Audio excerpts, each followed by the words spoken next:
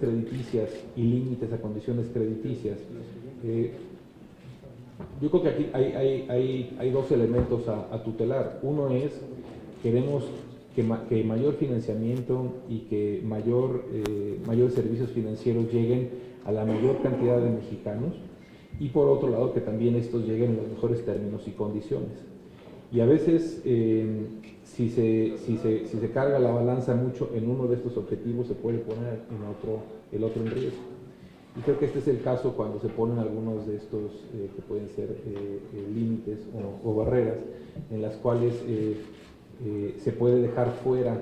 de este tipo de servicios a un porcentaje de la población que por sus propias condiciones y características y los riesgos implícitos en esas transacciones, pues al final del día no puedan encontrar una oferta del otro lado de esos servicios. Creo que el reto es, las dos cosas son claramente deseables, y el tema es cómo encontrar el mejor balance, y en el banco hemos pensado que con esta combinación de promover transparencia e información, por un lado, en el segundo, eficiencia y competencia, y en el tercero, protección a los usuarios, podemos crear un entorno propicio para lograr un buen balance de estos elementos. Pasando a los comentarios de la senadora Rubio, Vanessa Angusto, y muy generosa por tus palabras. Haría nada más una reflexión en cuanto al tema de la autonomía. El 1 de abril, hace tan solo unos días, se cumplieron 25 años de la autonomía del Banco de México. El 1 de abril de 1994 fue el primer día en el que entró en vigor todo el nuevo marco constitucional y legal del banco. Así que este año es un año emblemático para la autonomía del Banco de México, y estamos ciertos de que el diseño institucional y el mandato otorgado al Banco de México son muy atinados en beneficio de la sociedad y del país en general, al enfocarnos en mantener una inflación baja y estable. Yendo a la parte había dos elementos, uno relacionado con la incertidumbre en los elementos de política interna. Estas encuestas que recabamos tanto con analistas como con empresarios en el interior de la República, yo creo que definen pues precisamente cuáles son algunos de los elementos que pueden estar frenando el detonar algunos proyectos de inversión, y creo que esto está ligado a siempre en un cambio de administración hay un proceso en el cual se definen prioridades, se definen agendas, se definen rumbos, y en la medida en la que estas definiciones puedan ser tomadas de la manera más rápida posible y de la manera más atinada posible, pues claramente se puede revertir algunos de estos elementos que tradicionalmente hay de incertidumbre y en estos elementos que pueden frenar a la inversión. Pasando a la segunda, que tiene que ver con los elementos del Fondo de Estabilización de los Ingresos Presupuestarios. En realidad el banco abre una cuenta en favor del gobierno federal donde están depositados esos recursos. No es tanto que el banco lo administre de una manera fiduciaria, como podría ser el caso de otros recursos o de otras instancias. Es un recurso del gobierno federal que está depositado en una cuenta en el Banco de México. Y yendo un poco a la reflexión de fondo,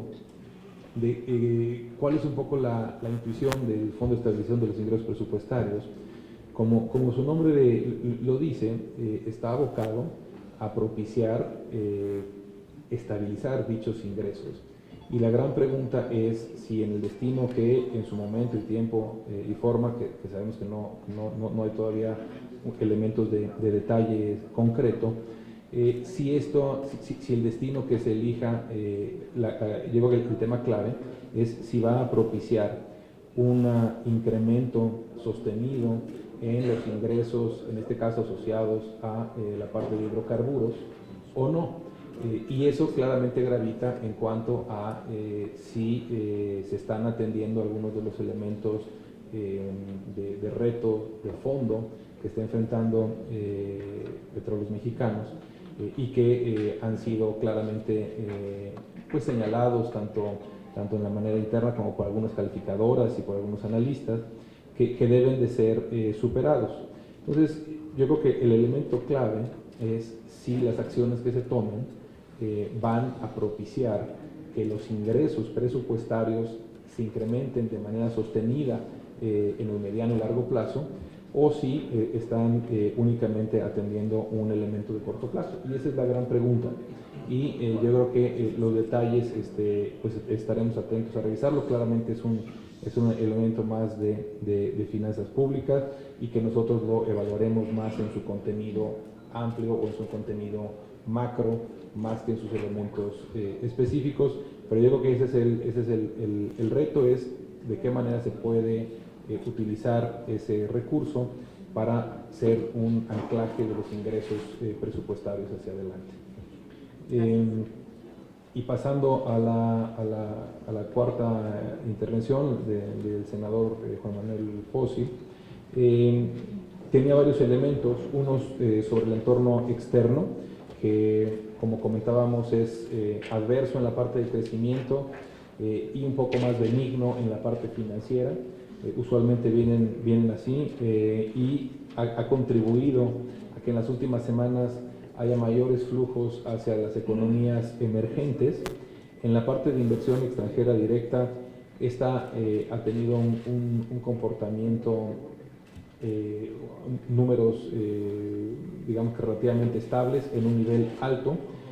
La gran pregunta es si el entorno de adversidad en lo comercial, con una economía que se está desacelerando y con algo de incertidumbre sobre la producción industrial también en Estados Unidos, si esto va a afectar o no a la economía mexicana y si pudiera afectar algunos de estos rubros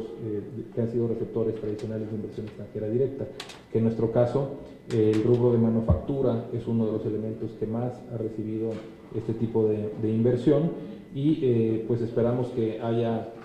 pues menor incertidumbre y algunas definiciones en estos elementos pues para que se puedan mantener y preferentemente incrementar estos flujos. En cuanto a la parte de fortalecimiento a pymes y promover inversión, yo creo que coincido con que a veces mucho del financiamiento que está disponible para las pequeñas y medianas empresas está más abocado a capital de trabajo y no necesariamente a inversión e incrementar capacidad productiva. Y yo creo que ese es un poco uno de los retos que hay que identificar, especialmente porque como se trató de presentar en las láminas, la inversión es uno de los elementos de la demanda agregada que más debilidad ha mostrado ya por varios años. Entonces, el detonar un proceso de inversión en capacidad productiva por parte de las pequeñas y medianas empresas es yo creo que un elemento importante, tanto por los beneficios que puede tener en el sector y en este grupo de empresas, como inclusive también a nivel agregado para que se recupere la inversión, ¿no? Las definiciones y, por ejemplo, el Plan Nacional de Desarrollo y los elementos prioritarios de una agenda de política pública para los siguientes años claramente ayudan a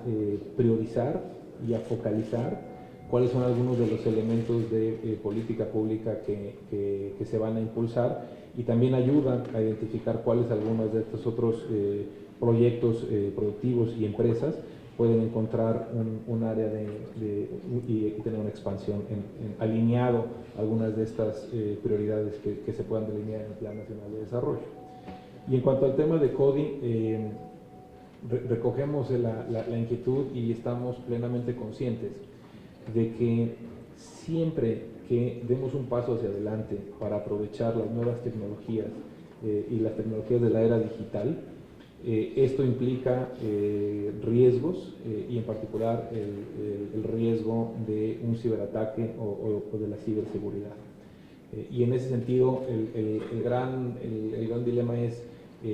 para poder aprovechar cabalmente los beneficios de la tecnología tenemos que dar pasos firmes y tratando de mitigar al máximo todos los elementos de posible vulnerabilidad a ciberataques,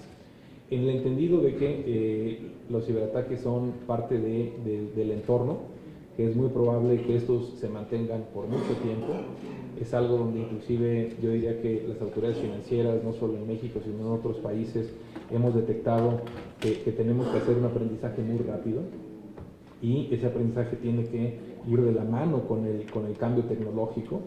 y además el hecho de no avanzar con la tecnología tampoco nos deja en una situación de menos vulnerabilidad de ciberataques, porque la tecnología de los ataques también va a ir avanzando. Entonces es una carrera en la que tenemos que avanzar. Creo que la oportunidad que ofrece de vincular al sistema financiero literal a millones de mexicanos que no han tenido ese acceso a través de los teléfonos inteligentes es una oportunidad invaluable, y que tenemos que aprovechar, y que tenemos que mitigar los riesgos de ciberataques de la manera más amplia y robusta posible.